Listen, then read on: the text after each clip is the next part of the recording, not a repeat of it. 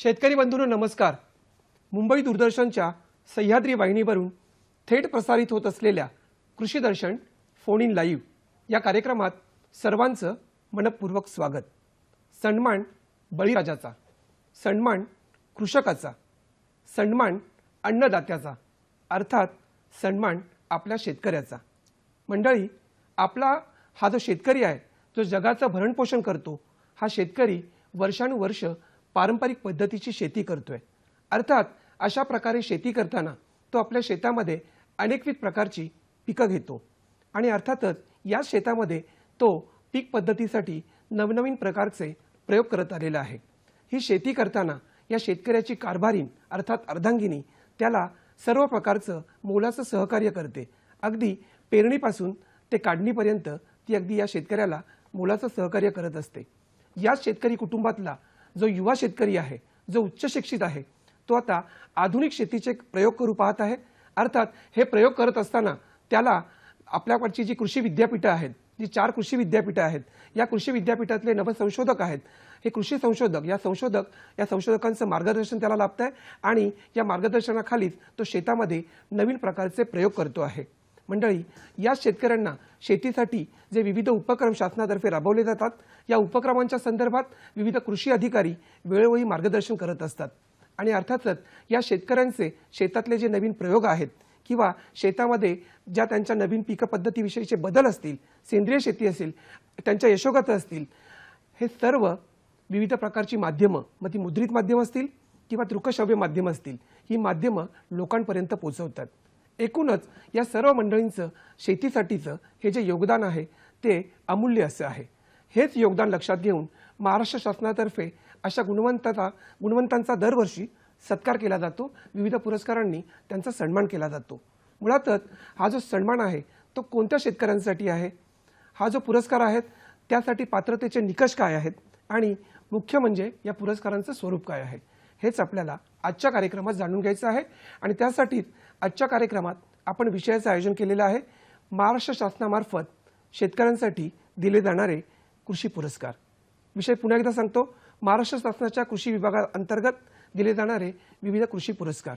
मंडळी, या विषयाच्या अनुषंगाने आपल्याला मार्गदर्शन करण्यासाठी ज्या मान्यवरांना आज आपण आमंत्रित केलेलं आहे, सुरुवातीला मी त्यांचा परिचय करून देतो। आपल्याकडे आलेले आहेत विनय कुमार आवटे सर।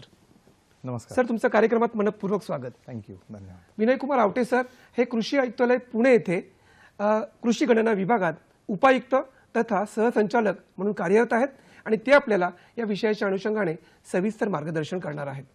मंडळी, या पुरस्कारांच्या संदर्भात आपल्याला सविस्तर जाणून घ्यायचं आहे। आपल्या मनात देखील असंख्य प्रश्न असतील, या पुरस्काराचे निकष, पात्रता, अटी, नियम हे सर्व आपल्याला जाणून घ्यायचं आहे। आपण आपले प्रश्न थेट आवटे सरांना विचारू शकता। त्यासाठी लागतील आमचे दूरध्वनी क्रमांक, आमचे क्रमांक टिपून घ्या। आमचे क्रमांक आहेत 022 24908050 आणि 24988050। मी नंबर पुन्हा एकदा सांगतो, 022 24908050 आणि 24988050। मुंबई बाहेरच्या प्रेक्षकांनी आणि मोबाईल धारकांनी फोन करताना 022 हा STD कोड क्रमांक फिरवायचा आहे आणि आपले प्रश्न जे आहेत ते आजच्या कार्यक्रमाच्या विषयाच्या अनुषंगानेच विचारले जावेत अशी आमची आपल्याला विनंती आहे। तर सर, कार्यक्रमाला आता आपण सुरुवात करूया। नक्कीच। महाराष्ट्र शासनाच्या वतीने दरवर्षी हे पुरस्कार दिले जातात। बरोबर। मुळात त्या पुरस्कारांची सुरुवात केव्हा झाली आणि हे पुरस्कार कोणत्या शेतकऱ्यांना दिले जातात? अत्यंत चांगला आणि नेमका तुम्ही प्रश्न विचारला। याची शेतीची जर थोडीशी आपण पार्श्वभूमी जर विचारात घेतली तर 1947 साली भारताला स्वातंत्र्य मिळालं। हो। जेमतेम 35 कोटीच्या आसपास लोकसंख्या होती आणि त्यातले जवळपास 80% लोक ही शेतीवर आधारित होते। बरोबर।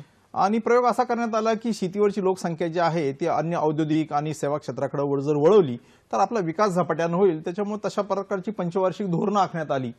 पण त्यावेळेस असं घडलं की त्यावेळेस इतकी कमी लोकसंख्या असून देखील आपण अन्नधान्याच्या बाबतीमध्ये परकीय देशांवर अवलंबून होतो। जसं अमेरिकेचा PL 480 म्हणजे पब्लिक लॉ 480 ह्या कारणामुळे आपल्याकडे धान्य ते यायचं आणि त्याच्या धान्याचं रेशनिंग करून जे शेतकऱ्यांना दिलं जायचं। त्याच्यामुळे आपल्याला कल्पना असेल की भारताचे तत्कालीन पंतप्रधान लालबहादूर शास्त्री यांनी एक नारा दिला होता, जय जवान जय किसान। म्हणजे ह्या भारत देशाला जर उभं जर करायचं जर असेल आणि स्वयंपूर्ण करायचं असेल, एक स्वाभिमानाने राष्ट्र निर्माण करायचं असेल तर या ठिकाणी जवानाची गरज आहे की जो देशाच्या सीमांचं रक्षण करेल, कारण नवीन राष्ट्र निर्माण झालं होतं। आणि दुसरा आहे शेतकरी, की जो ह्या वाढत्या लोकसंख्येचं पोट भरत हे करेल आणि अन्नासाठी आपल्याला परकीय देशापुढे हात पसरायला लागणार नाही. बरोबर. मग त्याचीच कास धरून महाराष्ट्र राज्याचे मुख्यमंत्री कैलासवासी वसंतरावजी नाईक होते, जे जवळपास 12 वर्ष मुख्यमंत्री होते, आणि त्यांनी याचा ध्यासच घेतला की कृषी क्षेत्रामध्ये आपल्याला स्वयंपूर्ण व्हायचं. मग केंद्र पातळीवर जे आहे तर डॉक्टर म्हणजे सुब्रमण्यम साहेब हे झाले, त्याच्यानंतर एम एस स्वामीनाथन यांनी ती धुरा वाहिली आणि राज्याच्या पातळीवर वसंतराव नाईक यांनी जी आहे ती धुरा घेतली. आणि त्याच्यानंतर हा जो आहे हरित क्रांतीचं पहिलं युग आपल्याकडे सुरू झालं, ज्याच्या माध्यमातून सुधारित संकरित जाती, रासायनिक खतांचा वापर, त्याचबरोबर सिंचनाचा वापर हा जो सुरू झाला आणि अन्नधान्याचं उत्पादनात जोमानं वाढ झाली. आता ही जोमानं वाढ होण्याकरता जे आहे तर जो शेतकरी घटक जो आहे तो याच्यामध्ये योगदान देत होता, तर त्याला कुठेतरी व्यासपीठ निर्माण व्हावं, त्याच्या श्रमाचं कुठेतरी मूल्य जे आहे तर त्याचं बहुमान केला जावा. तर त्याच्यासाठी 1967 साली याच्यामध्ये म्हणजे महाराष्ट्र राज्य स्थापन झालं 1960 साली, 1967 साली वसंतराव नाईक साहेबांच्या नावाने वसंतराव नाईक शेतीनिष्ठ शेतकरी पुरस्कार हा पहिला सुरू करण्यात आला. आणि बराच काळापर्यंत हा पुरस्कार चालू होता, आताही तो चालू आहे. त्याच्यानंतर काय झालं की 1983-84 ला महाराष्ट्र राज्याचं कृषी विभाग स्थापनेला 100 वर्ष पूर्ण झाली. म्हणजे महाराष्ट्र राज्याच्या कृषी विभागाची स्थापना 1883 साली ही झाली होती, ती 100 वर्ष पूर्ण झाली. याचा औचित्य साधून शेतीनिष्ठ शेतकऱ्यापेक्षा वर्षा दर्जाचा म्हणजे कृषी भूषण शेतकरी वसंतराव नाईक कृषी भूषण शेतकरी पुरस्कार सुरू करण्यात आला. त्यानंतर जे आहे तर एक लक्षात आलं की शेती क्षेत्रामध्ये केवळ जो शेती करतो किंवा 7-12 उतारा ज्याच्या नावावर आहे त्याचंच केवळ योगदान आहे असं नाहीये. त्याचबरोबर जे आपल्यासारखे जे आहेत जे शेती करत नाहीत किंवा ज्यांच्या नावावर शेती नसेलही, परंतु शेती क्षेत्रामध्ये ते तंत्रज्ञानाचा प्रसार असेल, योजनांचा प्रसार असेल, त्याच्यामध्ये बहुमोल भूमिका बजावतात असे काही पत्रकार मित्र आहेत. तर त्यांचा बहुमान वसंतराव नाईक शेती मित्र पुरस्कार देऊन करण्यास 1994 साली सुरुवात झाली.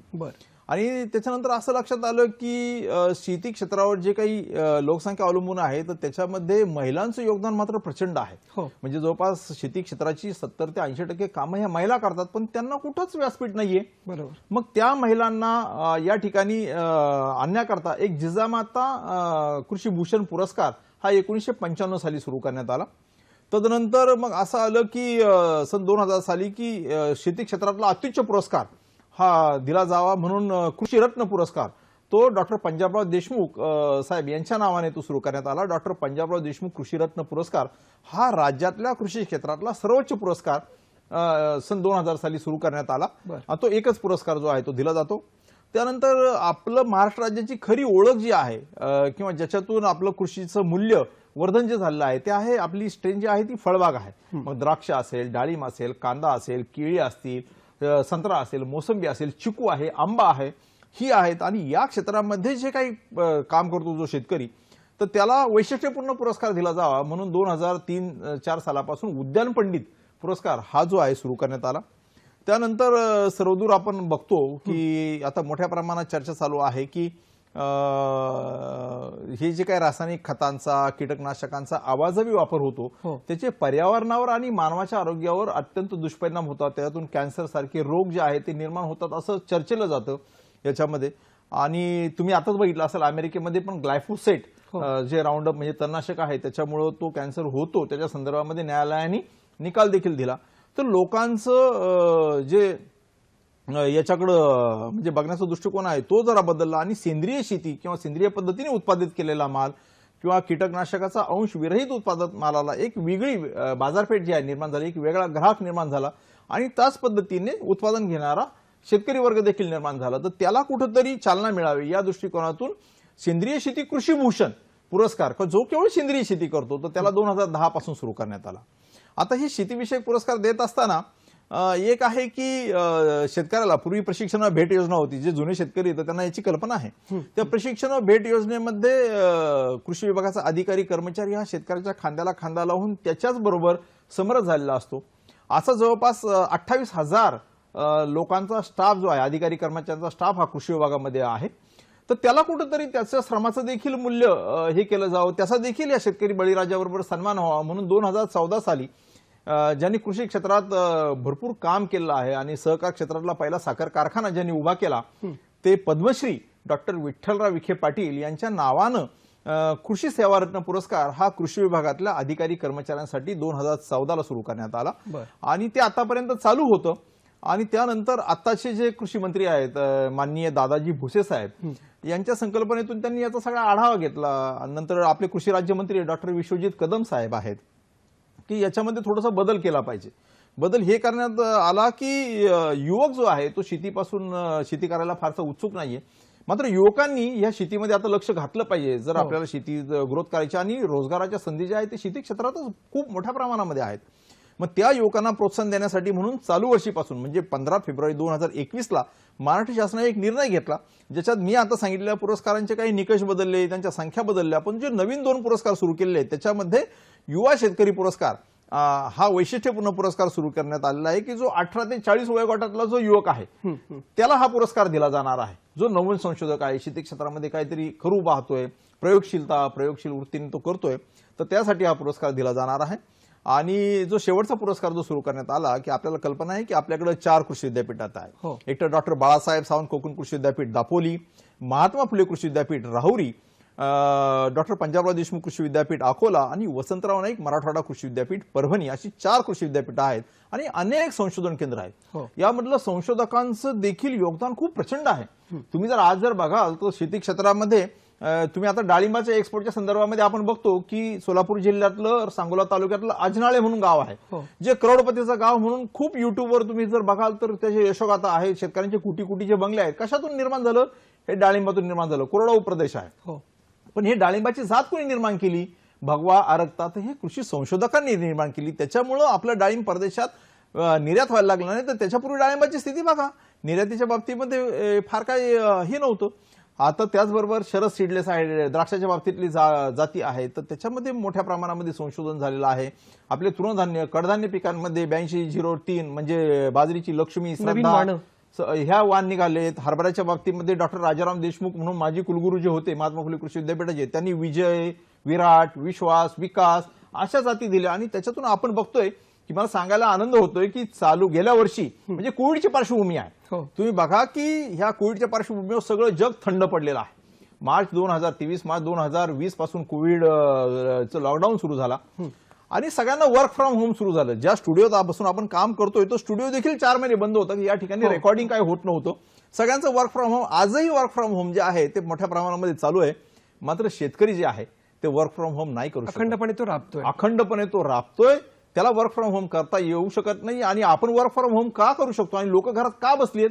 कारण अद्यापपर्यंत त्यांच्या पोटाला पुरेसं अन्नधान्य जे आहे ते पुरवतोय. त्याच्यामुळे ह्या बळीराजाचा करावा तितका सन्मान कमी आहे. हे शेतकरी राजाचं जे काही 2 हात करून तो निसर्गाबरोबर लढतोय. करोना तो त्याच्यातला एक बाब आहे, परंतु निसर्गाचं अवेळी पाऊस असेल, गारपीट असेल, वारे असतील, वादळ असेल, अशा असंख्य अडचणींना, बाजारभावातील चढ उतार असेल, आता या कोरोनाच्या पार्श्वभूमीवर तुम्ही बघितलं सगळं लॉकडाऊन, ट्रान्सपोर्ट बंद, हे बंद, मग शेतमाल काही टिकून नाही राहते आणि शहरी भागामध्ये तो पाहिजेच.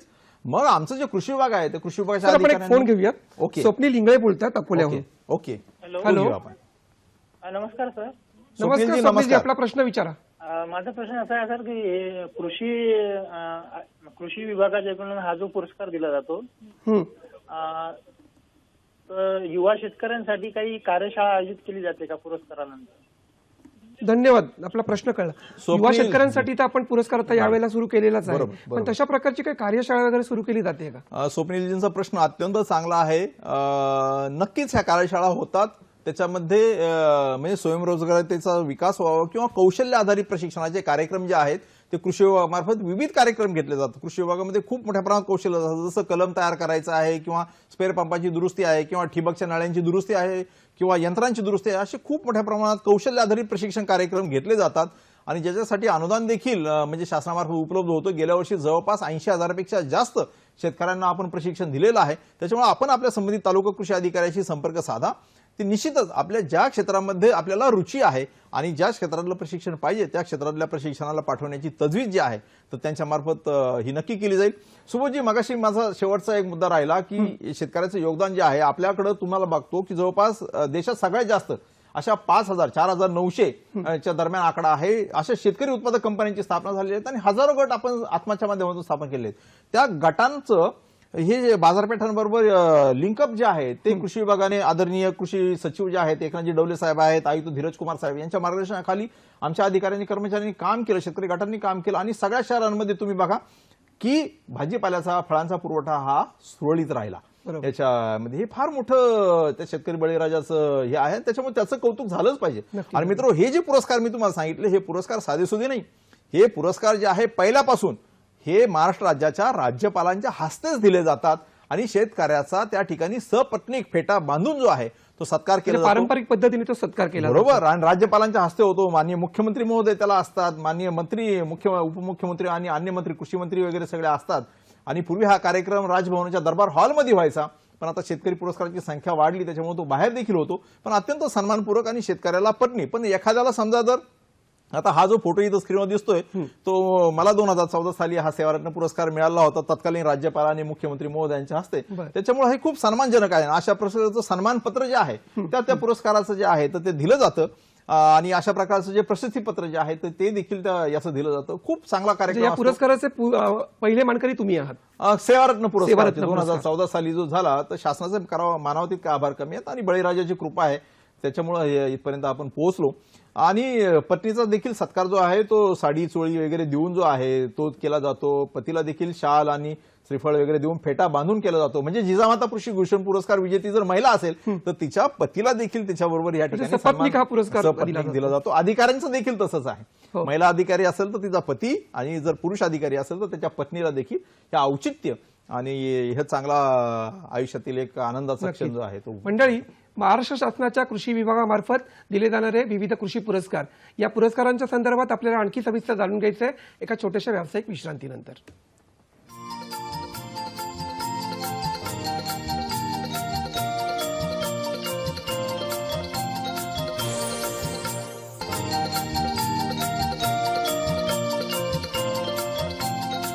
नमस्कार. कार्यक्रमात पुन्हा एकदा सर्वांचं मनपूर्वक स्वागत. आजचा विषय आहे महाराष्ट्र शासनाच्या कृषी विभागामार्फत दिले जाणारे विविध कृषी पुरस्कार आणि या विषयासंदर्भात आपल्याला मार्गदर्शन करतात विनयकुमार आवटे सर. आवटे सर, साधारणतः 1967 साली तत्कालीन मुख्यमंत्री वसंतराव नाईक यांच्या नावाने सर्वप्रथम पुरस्कार सुरू झाले. कृषी क्षेत्रातील शेतकऱ्यांचं योगदान लक्षात घेऊन आणि त्यानंतर या पुरस्कारांमध्ये विविध बदल होत गेले.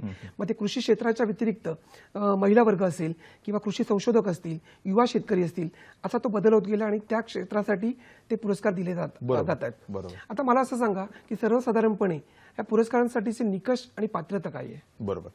सर्वप्रथम मी या ठिकाणी हे करतो की स्लाइड जी आहे तर ती स्लाइड जर बघितली तर आपल्याला विविध पुरस्कारांच्या संदर्भातलं एक एकत्रित माहिती जी आहे तर ती आपल्याला मिळेल. मी विनंती करतो ही स्लाइड जर दाखवली दर्शकांना तर मग त्याच्या संदर्भामध्ये आपल्याला बोलता येईल. या ठिकाणी आपल्याला सुबोधजी दिसतंय या ठिकाणी की सगळे पुरस्कार आहे, एकूण 10 पुरस्कार आहेत. केव्हा सुरू झालेले तर ते संदर्भ वर्ष या ठिकाणी दिसत आहे. जुने पुरस्कार एकूण 63 पुरस्कार होते. आता हे 15 फेब्रुवारी 2021च्या शासन निर्णयाप्रमाणे निर्णय घेतला आणि जवळपास 99 पुरस्कार आहेत आणि त्या पुरस्काराच्या रकमा देखील आहे. आता बक्षीस रकमाला फारसा काही हे नाही, परंतु तरी देखील नोशनल जी आहे तर ती दिली जाते. पंजाबराव देशमुख कृषी पुरस्कारासाठी 75,000 रुपये आहे जो एक पुरस्कार दिला जातो. वसंतराव नाईक कृषी भूषण पुरस्कार याला 50,000 रुपये रक्कम आहे, जे 8 पुरस्कार म्हणजे प्रत्येक कृषी विभागातून एक पुरस्कार दिला जातो. आपल्याकडे 8 कृषी विभाग आहेत, म्हणजे ठाणे, नाशिक, पुणे, कोल्हापूर, औरंगाबाद, लातूर, औरंगाबाद आणि नागपूर हे 8 कृषी विभाग आहेत. प्रत्येक कृषी विभागातून एका शेतकऱ्याला हा कृषी भूषण पुरस्कार दिला जातो. तसंच एका महिलेला जिजामाता कृषी भूषण पुरस्कार दिला जातो, ज्याची पुरस्काराची रक्कम देखील 50,000 आहे. वसंतराव नाईक शेती मित्र पुरस्कार हा जो पत्रकारांसाठी आहे, जो शेती करत नाही परंतु शेतीत योगदान देतो त्याच्यासाठी जो आहे शेती मित्र पुरस्कार तर ते देखील प्रत्येक कृषी विभागातून एक दिला जातो. ज्याची कशा आपण चर्चा केल्याप्रमाणे राज्यातला जो पहिला पुरस्कार सुरू झाला शेतीनिष्ठ पुरस्कार ते असे 40 पुरस्कार आहेत. म्हणजे प्रत्येक जिल्ह्यातून एक, सर्वसाधारण गटातून असे जवळपास 34 पुरस्कार आणि आदिवासी शेतकऱ्यांसाठी आदिवासी गटातून स्पेशल 6 पुरस्कार असे एकूण 40 पुरस्कार दिले जातात, ज्याची 11,000 रुपये पुरस्काराची रक्कम आहे. आणि उद्यान पंडित पुरस्कार मगाशी सांगितल्याप्रमाणे फलोत्पादन क्षेत्रात जे काम करतात तो देखील प्रत्येक कृषी विभागातून एकाला दिला जातो, ज्याची पुरस्काराची रक्कम 25,000 आहे. नंतर सेंद्रिय शेतीमध्ये कृषी भूषण पुरस्कार तो देखील प्रत्येक कृषी विभागातून एकाला दिला जातो, ज्याची रक्कम जी आहे ती 50,000 आहे. आणि मग जो सेवारत्न पुरस्कार जो आहे, जो अधिकारी कर्मचारी त्याच्यासाठी कोणती रक्कम नाहीये, त्यांना फक्त प्रशस्तीपत्र दिलं जातं. आणि जो नव्यानं युवा शेतकऱ्यांसाठी पुरस्कार सुरू करण्यात आलेला आहे तो देखील प्रत्येक कृषी विभागातून एका युवक शेतकऱ्याला दिला जाणार आहे आणि ज्याची पुरस्काराची रक्कम ही 30,000 आहे. आणि जो संशोधकाला दिला जायचा पुरस्कार आहे, उत्कृष्ट कृषी संशोधक, हा एक संशोधकाला द्यायचा आहे, ज्याची पुरस्कार नाही फक्त सन्मान चिन्ह आणि मानपत्र जे आहे तर ते दिलं जाणार आहे. तुम्ही जो प्रश्न विचारलाय पुरस्काराचे निकष, पात्रता आणि निकष. पात्रता आणि निकष, तर प्रत्येक पुरस्कार निहाय जे आहे मगाशी सांगितल्याप्रमाणे त्या क्षेत्रातलं त्याचं वैशिष्ट्यपूर्ण काम हा तर निकष आहे. पण सर्वसाधारण जे निकष आहेत ते निकष या ठिकाणी आपल्या स्क्रीनवर दिसत आहेत की त्या शेतकऱ्याच्या नावावर शेती असली पाहिजे आणि शेती हा त्याचा मुख्य व्यवसाय असला पाहिजे. आता याच्यामध्ये जो अर्जदार शेतकरी आहे तो केंद्र किंवा राज्य शासनाचा शासकीय, निमशासकीय किंवा शासन अंगीकृत संस्थेमध्ये नोकरी करणार नसला पाहिजे. तो सेवानिवृत्त अधिकारी कर्मचारी नसला पाहिजे, म्हणजे पेन्शन घेणारा नसला पाहिजे, त्याला कोणतंही मानधन घेणारा जो आहे तर तो पात्र नाही याच्यामध्ये. हाच पुरस्कार प्राप्त व्यक्ती किंवा संस्था पुन्हा त्याच पुरस्कारासाठी अर्ज करू शकत नाही किंवा त्या पुरस्काराच्या रकमेपेक्षा जर कमी रकमेचा पुरस्कार आहे त्याच्यासाठी ते अर्जाला पात्र नसतील. याच्यात कृषी आणि कृषी संलग्न जे पदवीधारक आहेत, म्हणजे BSc agriculture, BSc horticulture, BSc fisheries, BSc forestries, याच्यामध्ये जे आहे तर त्यांना प्राधान्य असणार आहे. आणि ह्या प्रस्तावाच्या सोबत जे आहे तर त्यांना स्वतःच्या चारित्र्याचा पोलीस अधीक्षकाच्या कार्यालयाचा दाखला जो आहे तो मिळावा लागणार, म्हणजे त्याच्यावर कोणताही खटला दाखल नको, म्हणजे गुन्हेगारी स्वरूपाचं त्याचा बॅकग्राऊंड नको. तर तसं आहे. त्याच्या संदर्भात एक सेल्फ डिक्लेरेशन जे आहे तर ते त्यांनी द्यायचं आहे. 7/8 आहे जमीन असल्याचा पुरावा म्हणून जे आहे तर त्या ठिकाणी त्यांनी द्यायचं आहे. सर्वसाधारणपणे दरवर्षी हे 30 जून पर्यंत पुरस्कार जे आहे तर ते तालुका कृषी अधिकारी यांच्याकडे हे सादर करायचे आहेत. तर हे सर्वसाधारण निकष आहेत. आपण पुरस्कार निहाय जे आहे ज्यावेळेस चर्चा करू त्यावेळेस स्वतंत्र निकषाला आपण जाऊया. सर्वसाधारणपणे आपल्याला असं म्हणता येईल की हा जो पुरस्कार आहे ज्या शेतकऱ्याच्या नावावरती 7/12 आहे असा शेतकरी त्यासाठी पात्र असेल. बरोबर. शिवाय तो सरकारी कर्मचारी नसावा. बरोबर. शिवाय तो जर कृषी क्षेत्रातला पदवीधर असेल तर त्याला प्राधान्य दिले जाईल. बरोबर. बरोबर. हे सगळे सर्वसाधारण निकष आहे. बरोबर. परंतु आता आपण जे उल्लेख केला ज्या वेगवेगळ्या कॅटेगरीचा त्याच्यामध्ये डॉक्टर पंजाबराव कृषी रत्न सेवा पुरस्कार जो आहे तो नेमका कुणाला दिला जातो? आता या ठिकाणी आम्ही स्क्रीनवर थोडंसं आपण त्याला जाण्याच्या पूर्वी मी अर्जाचा जो नमुना जो आहे, ज्या नमुन्यात अर्ज करायचा आहे तो आपण बघूया की नमुना एकदम सिंपल आहे. प्रति तालुका कृषी अधिकारी विषय सण याच्यासाठी हा पुरस्कार मिळण्यासाठी मी टिंब नाव पत्ता द्यायचा आहे, रहिवासी असा असा आहे आणि मी ह्या पुरस्कार मिळण्याकरता आवश्यक कागदपत्रांसोबत प्रस्ताव सादर करत आहे. एवढंच नॉमिनल आहे. हा अगदी स्वतःच्या हाताने कागदावर लिहून देखील जो आहे तो देऊ शकतो आणि जी मगाशी आपण चर्चा केली त्याप्रमाणे कागदपत्र जे आहेत तर ती देऊ शकतो. याच्या संदर्भासाठी जी सर्व पुरस्कारांकरता जी माहिती जी आहे तर ती या ठिकाणी स्क्रीनवर आपण दिसतीये. त्याचा एक फॉर्मॅट आहे. शेतकऱ्याचं नाव, पत्ता, त्याचं संपर्काची जे काय आहे, दूरध्वनी, भ्रमणध्वनी, त्याची जन्मतारीख, शिक्षण, व्यवसाय, आधार कार्ड, सदस्यातील संख्या, आदिवासी आहे किंवा कसं, शेतीपूरक व्यवसाय करतात किंवा कसं, देश परदेशात शेतीविषयक दौरे, कुटुंबाची शैक्षणिक पातळी, धारण केलेलं क्षेत्र, त्याच्यापैकी बागायत, जिरायत, उत्पन्न, त्याचं मागील 3 वर्षाचं प्रमुख पिकाखालचं उत्पन्न, उत्पादकता, सिंचनाच्या संदर्भामध्ये जो ठिबक करतोय, तुषार करतोय, उत्पादित मालाची विक्री कुठे करतोय, तो त्याच्या संदर्भात काही नाविन्यपूर्ण करतोय का, काढणी पश्चात तंत्रज्ञान, प्रतवारी, पॅकिंग, ग्रेडिंग, पीक स्पर्धेमध्ये सहभाग, त्याचं किती उत्पन्न आलेलं आहे, पगार पेन्शन मिळत नसल्याबाबतचं स्वयं घोषणापत्र, कोणता पुरस्कार याच्यापूर्वी मिळालाय का तर त्याचं त्यांनी जर जोडलं तर त्याला वेटेज आहे, प्रमाणपत्राच्या प्रती, चारित्र्याचा दाखला आणि त्यांनी केलेलं काम हा व्यक्तीला जरी देत असेल तरी तो समाजासाठी कितपत उपयुक्त आहे हे बघणं गरजेचं आहे. तर तो कशा पद्धतीने त्यांनी तो समाजासाठी उपयुक्त केला किंवा इतर शेतकऱ्यांसाठी तर त्याची माहिती द्यायची आहे. माहिती तंत्रज्ञानाचा वापर करतात का, जसं व्हॉट्सअप आहे, युट्यूब आहे, ब्लॉग आहे, ट्विटर आहे, अशा माध्यमांचा ते वापर करतात का, तर च्या संदर्भामध्ये जी माहिती तर त्यांनी द्यायची आहे.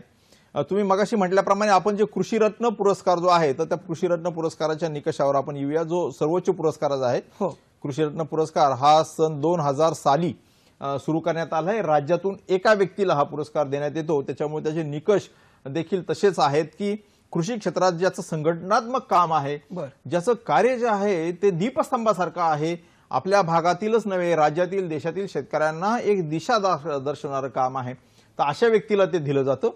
मात्र याच्यामध्ये एक निकष महत्वाचा आहे की हा कृषीरत्न पुरस्कार मिळवण्यासाठी जे मागाचे बाकीचे पुरस्कार सांगितलेले त्याच्यापैकी एखादा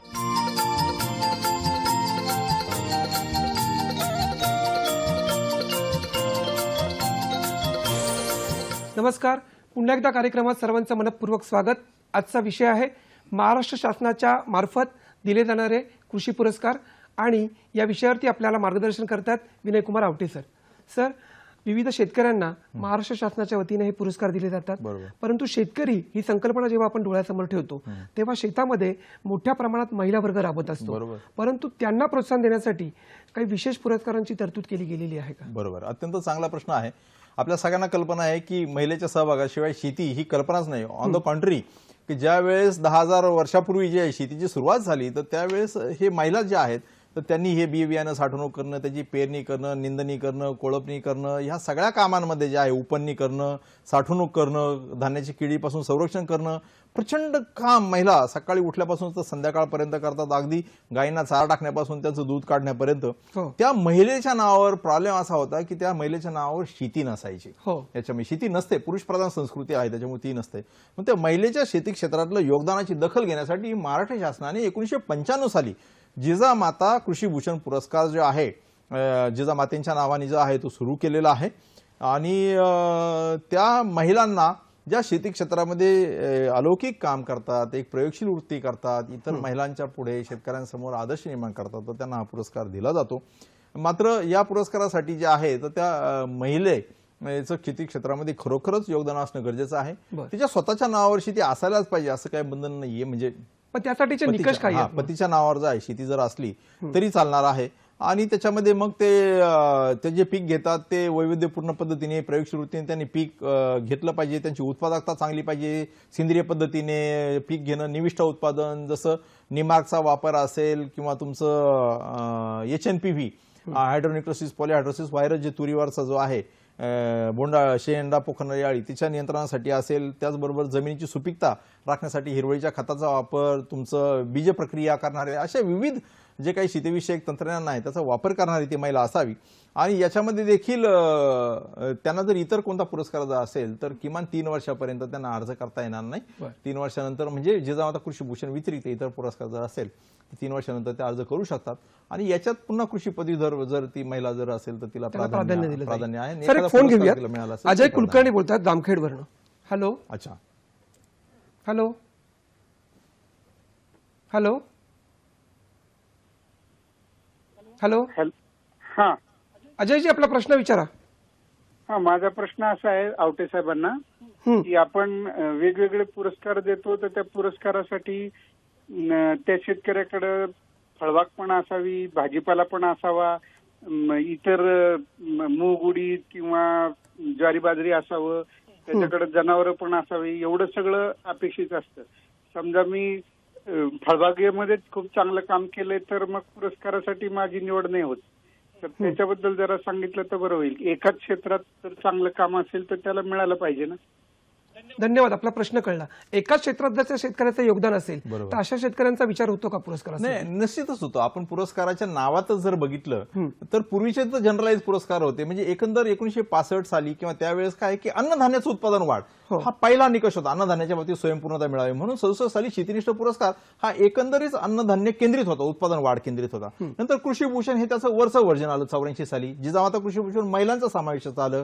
94 साली वसंतरावांनी शेतीमित्र पुरस्कार की जे पत्रकार वगैरे जे मदत करतात तर त्यांच्यासाठी आलं. कृषीरत्न पुरस्कार देखील सर्वंकष म्हणजे केवळ अन्नधान्याचं उत्पादन नाही तर तेलबिया असतील, त्याचबरोबर फळबाग असेल ते. पण 2002 साली उद्यान पंडित पुरस्कार सुरू केलाय की जो केवळ फळबाग क्षेत्रामध्ये जे आहे किंवा भाजीपाला क्षेत्रामध्ये चांगलं काम करतो तो त्याला प्राधान्य त्याच्यात आलं.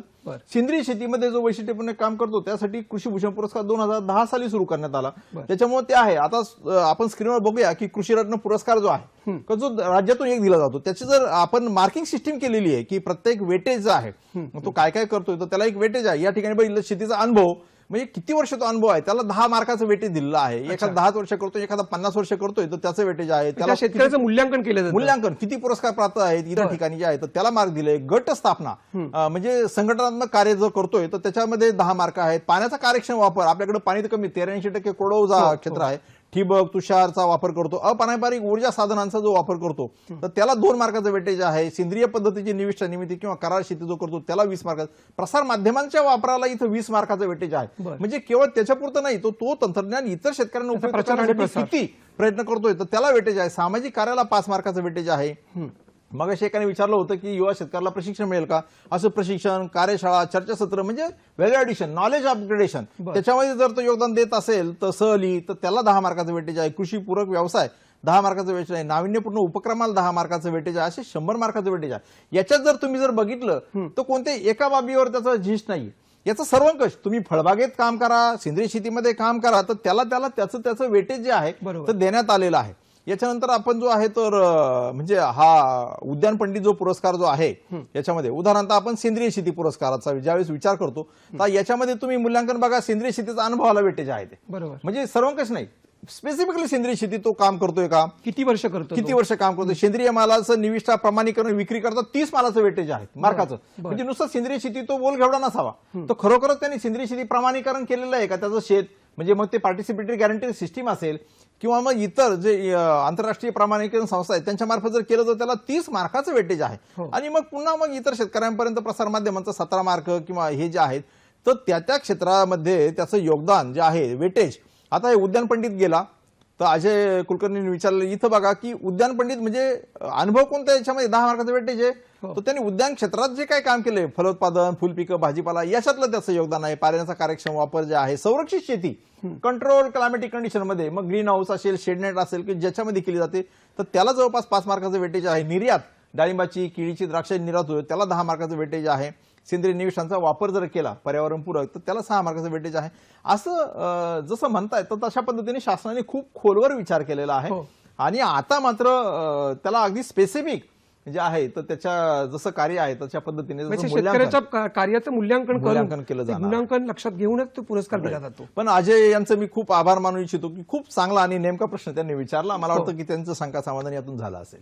सर, हा शेतकरी जो आहे तो वर्षानुवर्ष शेतामध्ये राबत असतो, बरोबर, नवनवीन प्रयोग करत असतो, बरोबर, विविध आपले कृषी विद्यापीठ आहेत बरोबर, तिथे नवीन संशोधन होत असतं, बरोबर. काही शेतकरी जे आहेत ते विषमुक्त शेती करण्यासाठी सेंद्रिय शेतीचा वापर करतात, बरोबर, त्यांच्या यशोगाथा असतील. बरोबर. अशा सर्व प्रकारच्या ज्या यशोगाथा आहेत किंवा जो प्रचार प्रसाराचं माध्यम आहे, दृकश्राव्य माध्यम असेल, मुद्रित माध्यम असतील, नियतकालिक असतील, अशा प्रकारे या सर्व शेतकऱ्यांच्या कामाला प्रसिद्धी देणारी जी माध्यम आहेत अशा माध्यमांसाठी काही विशेष पुरस्कारांची तरतूद केलेली आहे. बरोबर आहे ना, कारण शेती क्षेत्र हे कसं की सगळ्यांचं एकत्रित समुच्चय त्या ठिकाणी गरजेचं आहे की केवळ हे नाही, विद्यापीठातलं तंत्रज्ञान केवळ विद्यापीठात राहून चालणार नाहीये. याच्यामध्ये म्हणजे लॅब टू लँड हा प्रोजेक्ट पूर्वी होता, हा कन्सेप्ट होता की लॅबमध्ये काय होतंय आणि लँडवर काय होतंय, तर याच्यातला जो गॅप आहे ज्याला कम्युनिकेशन गॅप म्हणतात याची खूप महत्वाची गरज आहे. आणि कृषी विभागाचा तो आत्मा आहे की तंत्रज्ञान शेतकऱ्यापर्यंत गेलं पाहिजे, शेतकऱ्याचे प्रश्न हे संशोधकापर्यंत गेले पाहिजेत. मग त्याच्यामध्ये केवळ कृषी विभागाच्या आता या ठिकाणी 27,000 जर स्टाफ असला तरी क्षेत्रीय पातळीवर काम करणारे 10,000च कृषी सहाय्यक आहेत. गाव आहेत 40,000, म्हणजे एका कृषी सहाय्यकाकडे जवळपास 4-4 गावं येतात, तर त्याचं हे नाहीये, इतका संपर्क नाही येते. मग या माध्यमातून जे आहे जे पत्रकार मित्र आहे त्याचं खूप मोठं योगदान आहे. आज अॅग्रोवन सारखं जे दैनिक आहे तर ते प्रत्येक शेतकरी म्हणजे सकाळी सकाळी ते वाचल्याशिवाय तर त्याचा दिवस जात नाही. खूप चांगलं योगदान आहे त्याचं. यामध्ये अनेक पत्रकार धडाडीने काम करतात, कृषीच्या योजना ज्या आहेत तर त्या शेतकऱ्यापर्यंत पोहोचवतात जेणेकरून योग्य शेतकऱ्याची निवड प्रक्रिया त्याच्यात होऊ शकते. त्याच्यामुळे असे जे काम करतात ज्यांच्या नावावर शेती नाहीये, जे स्वतः प्रत्यक्षात शेती करत नाही, तर अशा यांना जे आहे ते शेती मित्र, वसंतराव नाईक शेती मित्र पुरस्कार जे आहे ते सुरू करण्यात आले. त्याचे निकष जे आहेत या ठिकाणी स्क्रीनवर मी शेअर केलेले आहेत. मला वाटतं स्क्रीन शेअर केला तर सगळे दर्शक ते बघू शकतील. हे खास पत्रकारांसाठी पुरस्कार आहेत, खास पत्रकारांसाठी असेल, पण त्याला देखील एखादा पत्रकार आहे तो शेतीही करतोय तर त्याला वेटेज आहे थोडंसं जास्त आहे. या ठिकाणी बघा म्हणजे अर्जदाराच्या नावावर जमीन असण्याची आवश्यकता नाही, हाच केवळ पुरस्कार आहे. आणि एक दुसरा पुरस्कार जो आहे अधिकारी कर्मचारी ज्याच्या स्वतःच्या नावावर जमीन असण्याची त्याला गरज नाही. आणि मग त्या ठिकाणी 3 वर्षामध्ये जे अंतर जे आहे, आता या ठिकाणी जे आहे शेतीमित्र हे बघा, आता गुण शेतकरी असल्यास त्याला वेटेज दिलंय 10 गुणाचं. मग स्वयं यशोगाथा, शोध निबंध, लेख म्हणजे शोधपत्रिका देखील यात महत्वाची आहे की खरोखरच काय होतंय, सांगता येते आणि खरं काय घडतंय. तर ती शोधपत्रिका करणाऱ्याला वेटेज आहे, 15 मार्काचं वेटेज आहे. यशोगाथा, लेख प्रसारण, त्याला स्वतःचं प्रकाशन, पुस्तकं लिहिलीत, समाज माध्यम, तर याला वेटेज दिलेलं आहे. या ठिकाणी दिसतंय आपल्याला. सर, एक फोन घेऊयात. नितीन ठाकूर बोलतात हिंगोलीहून. हॅलो. Hello sir. हा नितीनजी, आपला प्रश्न विचारा. सर, माझा प्रश्न असा आहे, सह्याद्री कृषीरत्न पुरस्कार प्राप्त झालेला आहे, पुन्हा त्याच्यानंतर शेतीनिष्ठ पुरस्कार प्राप्त झालेले, याच्या पुढचं पाऊल काय होतं पुरस्कारासाठी? धन्यवाद, आपला प्रश्न कळला. त्यांना सह्याद्री वाहिनीतर्फे जो कृषीरत्न पुरस्कार दिला जातो तो मिळालेला आहे, शेतीनिष्ठ पुरस्कार पण मिळालेला आहे. बरोबर. आता पुढे काय? पुढे आता त्यांच्यासाठी भरपूर काय आहे. तुमच्यासाठी शेतीनिष्ठ पुरस्काराची रक्कम आहे 11,000 रुपये. त्याच्यानंतर आहे तुम्ही उद्यान क्षेत्रात काम करत असाल तर उद्यान पंडित पुरस्कार मिळू शकता, ज्याचे 25,000 रुपये आहेत. त्याचबरोबर जे आहे तर तुम्ही वसंतराव नाईक कृषी भूषण जो पुरस्कार आहे त्याला 50,000 रुपयाची जी रक्कम आहे तर त्याच्याकरता तुम्ही पात्र आहेत. आणि त्यानंतर जे आहे ते कृषीरत्न पुरस्कार, अशी विविध पुरस्काराची उतरण जी आहे तर त्या दृष्टीने तुम्ही चालू शकता. तुम्हाला शेतीनिष्ठ पुरस्कार मिळाल्यानंतर तुम्हाला 3 वर्षाच्या नंतर हे जे मी सांगितले तसा उद्यान पंडित पुरस्कार असेल, सेंद्रिय शेतीमध्ये काम करत असाल तर सेंद्रिय शेती कृषी भूषण पुरस्कार आहे, तर त्याच्यासाठी किंवा सेंद्रिय शेती नाही सर्वंकष जर काम असेल तर वसंतराव नाईक कृषीभूषण पुरस्कारासाठी तुम्ही पात्र होऊ शकता. त्याच्यासाठी अर्ज करा. तो मिळाल्यानंतर 5 वर्षाच्या गॅप नंतर तुम्ही कृषीरत्न पुरस्कार याच्यासाठी अर्ज करू शकता. नक्कीच. मगाशी तुम्ही सांगितलं की शेती आणि शेतकऱ्यांसाठी जे भरीव योगदान दिलं जातं माध्यम ते पोहोचवतात आणि माध्यमांसाठी देखील माध्यमकर्मींसाठी देखील पुरस्कारांची तरतूद केली गेलेली आहे. बरोबर. परंतु याचप्रमाणे शासनाच्या ज्या योजना आहेत ज्या शेतीसाठी आहेत शेतकऱ्यांसाठी आहेत मग सेंद्रिय शेतीसाठीच्या योजना असतील किंवा इतर काही योजना असतील विमा योजना असेल त्या योजना ज्या आहेत त्या कृषी अधिकारी आहेत त्यांच्यापर्यंत पोहोचवतात. बरोबर. कृषी अधिकाऱ्यांसाठी अशी काही पुरस्कारांची तरतूद आहे का? नक्कीच आहे. याच्या बाबतीत खूप विचार झाला आणि शासनाचे मानावे तितके धन्यवाद कमी आहेत की 2014 सालापासून पद्मश्री डॉक्टर विठ्ठलराव विखे पाटील कृषी सेवारत्न पुरस्कार हा एक अधिकारी एक कर्मचारी करता सुरू करण्यात आलेला होता. माननीय कृषी मंत्री महोदय दादाजी भुसे साहेब यांच्या मार्गदर्शनाखाली आता 15 फेब्रुवारी 2021 ला जो काही नवीन शासन निर्णय झाला त्याच्यात या पुरस्काराची संख्या आता 9 करण्यात आली आहे. म्हणजे प्रत्येक कृषी विभागातून एक अधिकारी किंवा कर्मचारी आणि राज्य स्तरावरनं एक अधिकारी किंवा कर्मचारी अशा 9 अधिकारी किंवा कर्मचाऱ्यांना पुरस्कृत करण्यात येणार आहे. आणि त्याचे निकष या ठिकाणी दिले आहेत की किमान 15 वर्ष त्याची सेवा जी आहे ती कृषी विभागात झालेली पाहिजे. त्याच्यावर देखील कोणतीही चौकशी वगैरे जी आहे तर ती चालू नसली पाहिजे. आणि त्याचं काम जे आहे ते मृदूसंधारण असेल, तुमचं कृषी विस्ताराचं काम असेल, फलोत्पादन क्षेत्र असेल, त्याच्यामध्ये दिशादर्शक असलं पाहिजे. त्यातून शेतकऱ्यांची जी आहे तर उन्नती होण्यासाठी विकास होण्याकरता त्याचं योगदान जे आहे ते अत्यंत महत्त्वाचं आहे.